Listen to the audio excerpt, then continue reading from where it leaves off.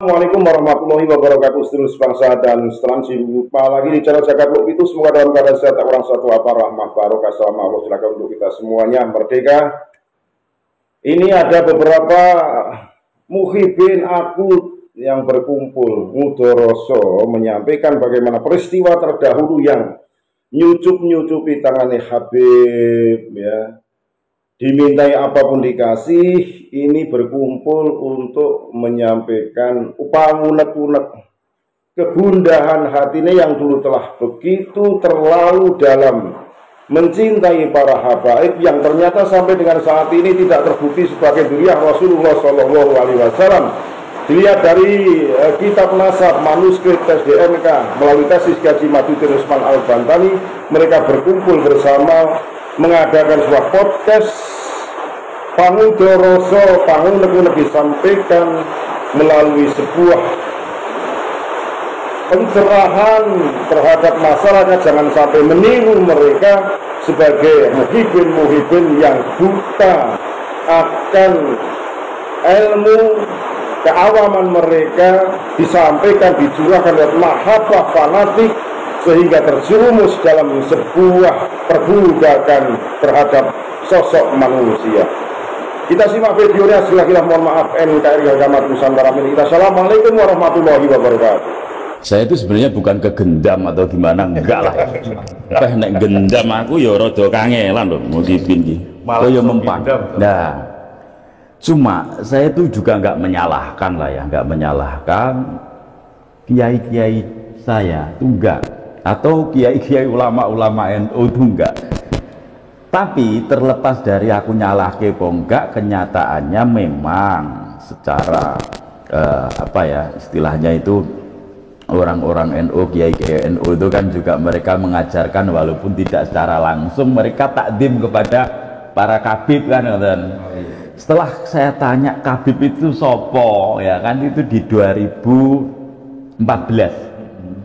Jadi 2014 itu adalah tahun dimana mereka 2013-14 tahun dimana mereka itu bisa merekrut para muhibin sebanyak-banyaknya. Karena apa? Ada kontestasi namanya Pilpres waktu itu. 212. Bukan. Pilpres waktu itu, masih Pilpres ya. Nah, Pilpres itu kan dimana ada dua kubu. Waktu itu dua kubu antara Cebong dengan Kadrun lah waktu itu kan.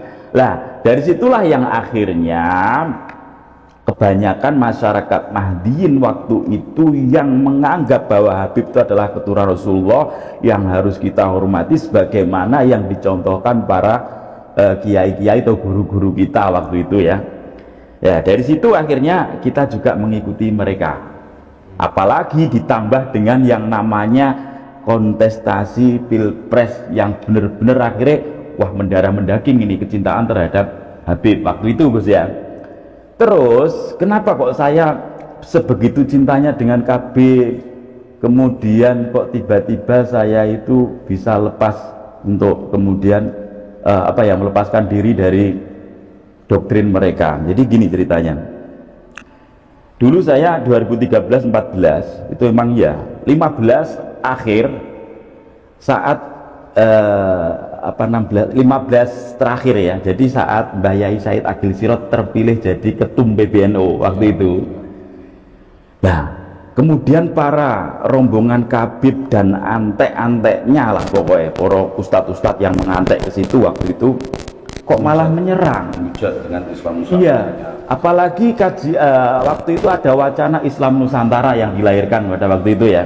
Kok dihujat sebagai anus aliran Nusantara dan sebagainya, Yai Said Agil Sirot liberal dan sebagainya.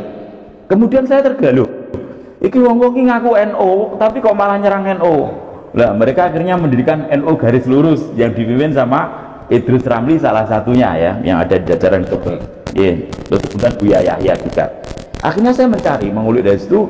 Bahkan waktu itu saya masih di luar Jawa, saya nekat loh pulang ke Jawa untuk mencari tahu siapa Habib-Habib ini sebenarnya gitu kan. Akhirnya dari beberapa gus-gus yang saya temui waktu itu juga tidak bisa menjelaskan siapa itu Habib itu, apa benar keturunan Rasulullah apa bukan. Yang jelas mereka cuma ngomong begini, banyak yang meragukan tapi tidak ada bukti yang valid. Nah, itu kan. Akhirnya dari situlah kami kemudian menganggap mereka, wah ini jelas bukan orang NU. Kemudian 2016 saya ikrar dalam hati saya, bahkan juga di media sosial saya waktu itu saya sudah mulai menyerang mereka. Waktu itu karena belum ada mukimat, ya kan, jadi mungkirin gitu aja lah waktu itu. Oke, itu berarti panjenengan ini kalau dibilang mungkin itu kelasnya belum akut. Ya belum Akut karena lebih kepada bagaimana panjenengan totalitas sam'an wa ta'atan terhadap kiai NU. Ya. Jadi apapun yang menempel ke tubuh NU, panjenengan akan benar dengan totalitas mengikuti, kan begitu. Oke, nanti kita sambung lagi, kemudian kita coba berbicara pada motif lain, yaitu kekuatan narasi mereka, gitu ya. Kayak ini kalau tadi kan hanya secara simbol, secara identitas. Nah, padahal yang sering menggambarkan sebuah simbol itu hanya justru pada narasi-narasi orang-orang yang dulu pernah sampean anggap suci. Kalau saya, mohon maaf, dari 5 tahun saya tidak pernah menganggap mereka itu orang sakti, Pak. Itu ya. Jadi kemudian bagaimana simbol-simbol kesucian dan klaim sebagai dzurriyyah Nabi, klaim spiritual digunakan untuk menarik pengikut. Itu. Ini seperti apa faktanya? Menurut panjenengan Gus Dur. Gini, ketika mereka itu mau terjun ke bawah itu ada 3, Gus. Ada aktor yang sebagai pembelanya itu sebenarnya ya yang masuk ke majelis-majelis itu. Ada idealis, aktor idealis, ideologi yaitu Habib Rizik. Ada aktor pion yang itu dimunculkan di khalayak ramai di jamaah yaitu Habib Syekh. Dia sebagai simbolis akan nuansa keislaman, sholawat. Betul. Nah, sholawat itu dimunculkan, itu kan simbol sebenarnya kan kecintaan kepada Nabi, diikonkan dengan Habib Syekh. Lalu ada lagi pembelanya yang ketiga adalah kalau di Tulungagung kita kenal Husain Ba'bud. Siapa itu? Nah, itu Husain Ba'bud itu orang Pelem. Yang pernah bilang NTPKI. NTPKI, ya itu Husain. Itu tokoh, Bos. Tokoh itu tokoh pembelen, dia itu membelen agar tidak penyeimbang, agar tidak diketahui oleh jamaah. Makanya dia kalau ditunjuk menjadi panglima, pengurus pusat atau pengurus wilayah nggak mau. Gunanya apa? Ngelabui masyarakat masuk ke majelis-majelis. Bahkan di awal dia berkolaborasi dengan tokoh-tokoh NU yang tidak sadar, yang tidak mengetahui akan tujuan itu. Seperti di Tulungagung ini banyak yang sudah termakan, termasuk tokoh-tokoh besar kiai-kiai kita, termasuk yang di Ngunut. Itu kesemuanya ikut ke situ sampai menerjang kita habis-habisan. Itu karena sudah termakan oleh tokoh pembelin ini. Ada 3 itu, mereka nggak akan mampu untuk terjun ke masyarakat sendiri. Kita lihat di masyarakat mana ada yang tokohnya dari Pak Habib ini ngajari di surau-surau kecil, nggak pernah masuk ke majelis-majelis rutinan tahlilan, nggak pernah. Tapi mereka merengkuh tokoh-tokoh di sekitar, di desa-desa. Umpamanya saya pribadi, umpamanya saya kok mempunyai jamaah, dimasuki saya, diajak kolaborasi agar jamaah saya ikut ke dia. Nanti mendekati lagi tokoh kiai setempat, diajak, itu simbolis-simbolis yang mereka tanamkan agar bisa masuk ke jamaahnya. Untuk mencari jamaah sendiri saya yakin nggak mampu. Berarti bisa dikatakan bahwa sebenarnya mereka ini tidak punya pengikut. Nggak punya.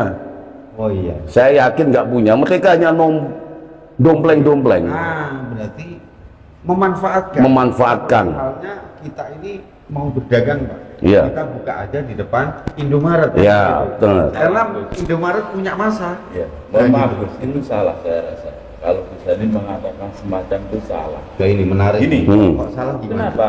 Anda harus bisa membenarkan. Nah, gini. Jadi kalau Habib itu disuruh untuk membuat jamaah sendiri ya gak bakal bisa. Karena mereka itu bukanlah inang. Ya, kalau inang tentu ya kan, pohon ya kan. Dah tahulah kita pohon pasti akan menghasilkan buah dan sebagainya. Tapi kalau Habib itu benalu. Gitu loh. Jadi bedanya di situ, Gus. Parasit dia. Dia kan parasit. Sama aja ini sebulan. Sama aja. Kasih Gus. Burung apa itu? Burung kedase. Burung kedase. Jadi mereka tuh kalau bisa mencari inang yang benar-benar subur. Akhirnya ditempel lah dia di situ kan. akhirnya inang tadi tidak terasa, akhirnya terbunuhlah inang tersebut, kan gitu modelnya. Sampean simbol kesucian apa yang mereka pakai? Ya, dia terus mengatakan bahwa kami ini adalah keturunan Rasulullah. Di antara keturunan Rasulullah, Sayyid dan Sarif, itu yang paling mulia adalah yang bergelar Habib. Habib itu adalah gelar mulia daripada Sayyid dan Sarif. Jadi mereka itu menganggap dirinya itu juga Sayyid, juga Sarif, tapi yang paling alim sehingga mendapatkan gelar Habib. Itu sebagaimana apa itu fatwa dari guru besar siapa, Imam Bruk itu, Gus. Ini sebelum dipindahkan Jadi apa itu memang kesucian? Ya. Ini terkait dengan gelar, Gus. Bukannya gelar itu diberikan di belakang, Gus. Proses dulu baru pemberian gelar. Nah, kalau ini bagaimana? Mencari gelar dulu, baru mendekati para ulama tokoh proses. Itu prosesnya seperti itu. Berbicara dulu baru nyari fakta. Nyari fakta, bukti. Bukan ada bukti baru bernarasi. Iya. Sebenarnya kebenaran itu mencari jalannya sendiri, nggak perlu. Oh, salah lagi. Ya memang tempatnya salah ini. Ini salah lagi, berbeda terus pandangannya. Gelar ini adanya Muhyiddin yang menggelari beliau, atau beliau ini meminta, ya, artinya saya menggelari diri saya sendiri dan saya mencari pion-pion yang mau menyebut saya dengan gelar beliau. Itu bagaimana? Mohon maaf gini, tokoh yang ada di masyarakat kita, umat Islam utamanya di sini, itu menggelari kiai, itu bukan mereka mengenalkan kiai loh. Saya kiai bukan.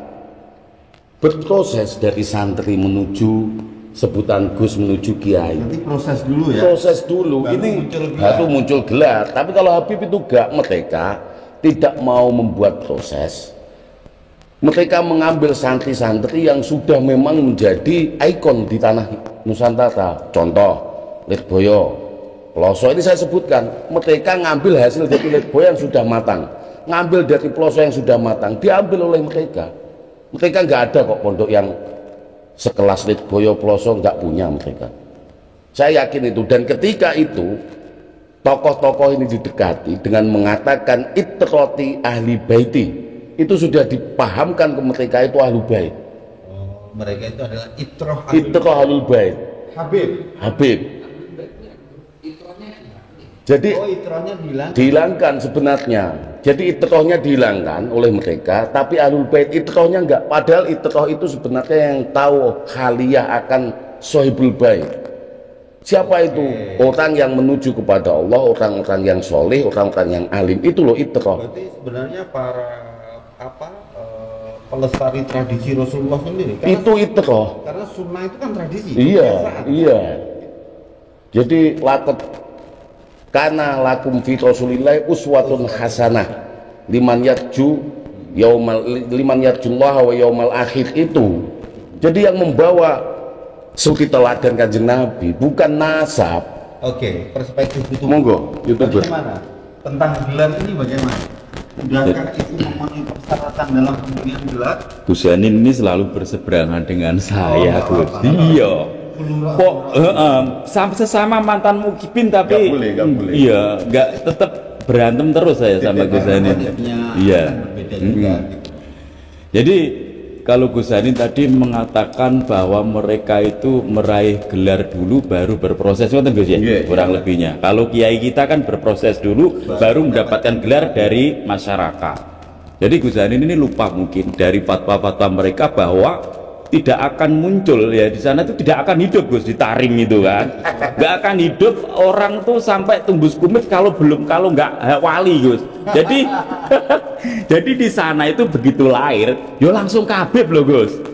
Di sana itu kalau lahir Habib, terus karena mereka waduh lihat di Indonesia ini Nusantara kok negeri yang gemah ripah loh jinawi elok tenan untuk mencari cuan, akhirnya banyaklah mereka yang berbondong-bondong ke sini ke Indonesia. Karena kalau mereka di sana sesuai dengan apa yang dikatakan Gus Aziz Jazuli yang pernah di sana 7 tahun apa 6 tahun setengah ya, itu kalau Habib-habib di sana bermarga itu yang tukang nyapu ya nyapu, yang tukang jualan ya jualan. Kalau di sini kan enggak.